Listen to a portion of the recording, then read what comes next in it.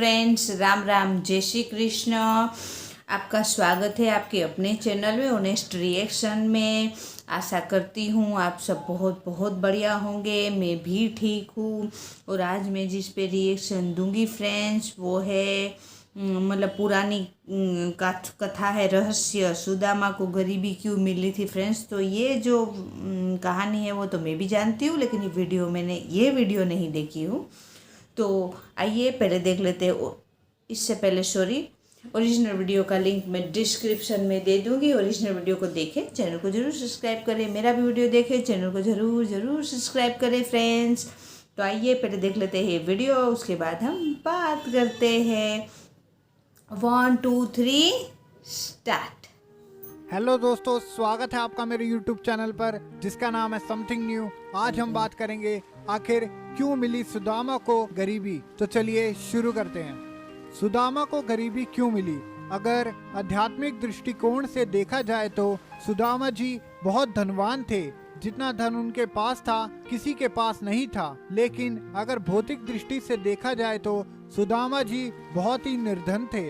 एक ब्राह्मणी थी जो बहुत गरीब और निर्धन थी, जो भिक्षा मांगकर जीवन यापन करती थी। एक समय ऐसा आया कि 5 दिन तक उसे भिक्षा नहीं मिली। वह प्रतिदिन पानी पीकर भगवान का नाम लेकर सो जाती थी। 6वें दिन उसे भिक्षा में 2 मुट्ठी चने मिले। कुटिया पे पहुँचते पहुँचते ब्राह्मणी ने सोचा, अब ये चने रात में नहीं खाऊंगी, सुबह सुबह जल्दी उठकर वासुदेव को भोग लगाकर तब खाऊंगी। यह सोचकर ब्राह्मणी ने चनों को कपड़े में बांधकर रख दिया और वासुदेव का नाम जपते जपते सो गई। ब्राह्मणी के सोने के बाद कुछ चोर चोरी करने के लिए उसकी कुटिया में आ गए। चोरों ने इधर उधर बहुत कुछ ढूंढा पर उन्हें कुछ नहीं मिला। पर चोर की नजर ब्राह्मणी के चने की पोटली पर पड़ी। चोरों ने समझा इसमें सोने के सिक्के हैं। इतने में ब्राह्मणी जग गई और शोर मचाने लगी। गांव के सारे लोग चोर को पकड़ने के लिए दौड़े।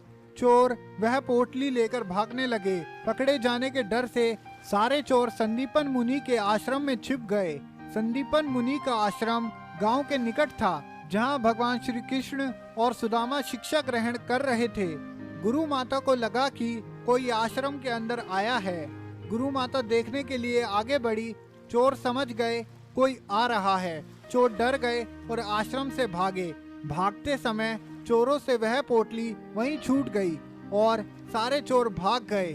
वहां भूख से व्याकुल ब्राह्मणी ने जब जाना कि उसकी चने की पोटली चोर उठा ले गए, तो ब्राह्मणी ने श्राप दे दिया कि मुझ बूढ़ी के जो भी चने खाएगा वह दरिद्र हो जाएगा।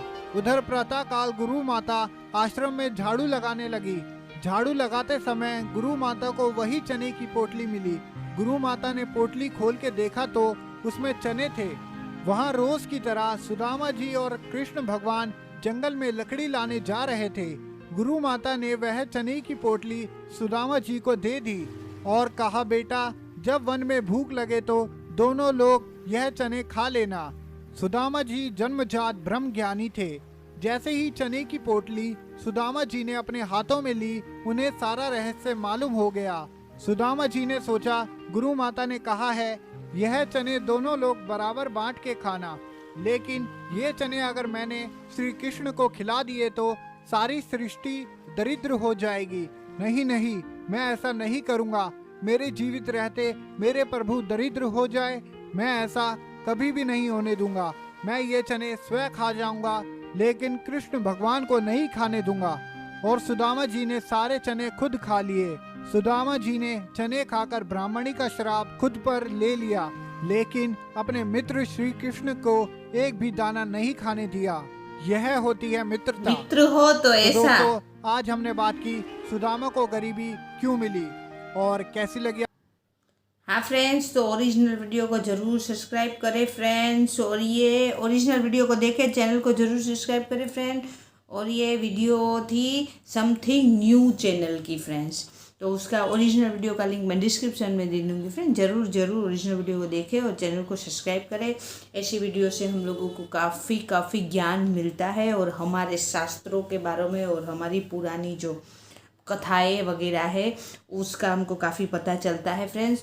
लेकिन ये जो कथा है वो इसमें ये अलग तरीके से, बहुत सारी हमारे शास्त्रों में अलग अलग कथाएं हैं, अलग अलग लिखी गई है फ्रेंड्स। तो ये जो कथा है अलग से है, और मेरे को जो बचपन में हम जो सुने हैं वो कथा के हिसाब से ये थी कि सुदामा और कृष्ण भगवान एक आश्रम में पढ़ते थे, और उधर जो गुरु माता थी, गुरु माता ने उसको वन में लकड़ी काटने भेजा, और लकड़ी काटने जिस दिन भेजा उस दिन उसको साथ में थोड़े से चने दे दिए थे माता ने, कि जब वन में आपको भूख लगे तो आप ये दोनों मिलके खा लेना। उधर क्या वो इतने चने नहीं थे, चने थोड़े ही थे, और रात को बहुत बारिश हो रही थी। जब वो लोग वन में गए लकड़ी काटने, कृष्ण भगवान और सुदामा जी, तब बहुत बारिश हो रही थी।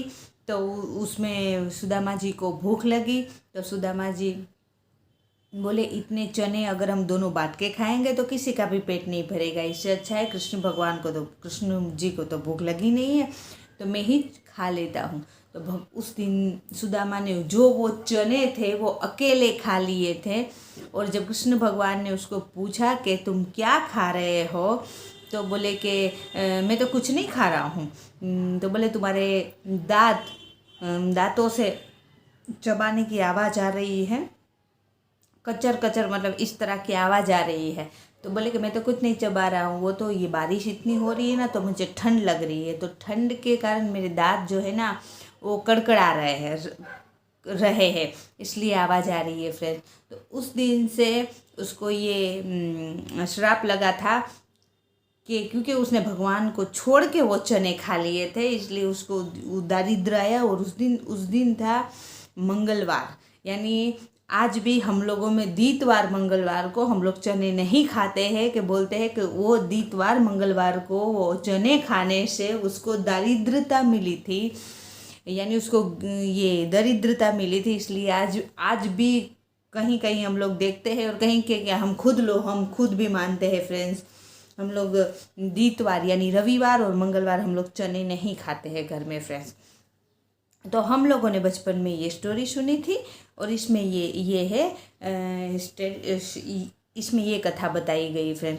लेकिन ये कथा मतलब इस में बताई गई तो कई अलग अलग थोड़ा बहुत कथा में फ़र्क है। तो मतलब लेकिन ये भी बात एक है कि वो चने खाने से भगवान को छोड़कर सुदामा जी ने वो चने खा लिए थे, तो उसको दारिद्रता आई थी। लेकिन वो एक बात ये भी है, लेकिन एक वो भी बात है कि जब उसको दारिद्रता भुगतने का टाइम ख़त्म हो गया तो भगवान ने उसको बहुत धनवान भी बना दिया था। वो द्वारिका गए थे तो उसको जो थोड़े से चने में उसको दारिद्रता आई थी, उसी ही उसके बदले भगवान ने वो जब सुदामा हम लोग सुने पोरबंदर, मतलब गुजरात में पोरबंदर, जो तब तो पूरा मतलब ये स्टेट वगैरह नहीं हो गए, आज के हालात में वो पोरबंदर जो है वहाँ सुदामा रहते थे। उधर से द्वारिका वो हाथ चल के गए थे कृष्ण भगवान को मिलने फ्रेंड। और कृष्ण भगवान तो तब द्वारिका के राजा थे फ्रेंड, लेकिन फिर भी मित्र धर्म देखो और मित्रता देखो फ्रेंड, उसको नंगे पांव दौड़ के भगवान उसको रिसीव करने आए, और रिसीव करके उसको ले गए। लेकिन उस टाइम भी सुदामा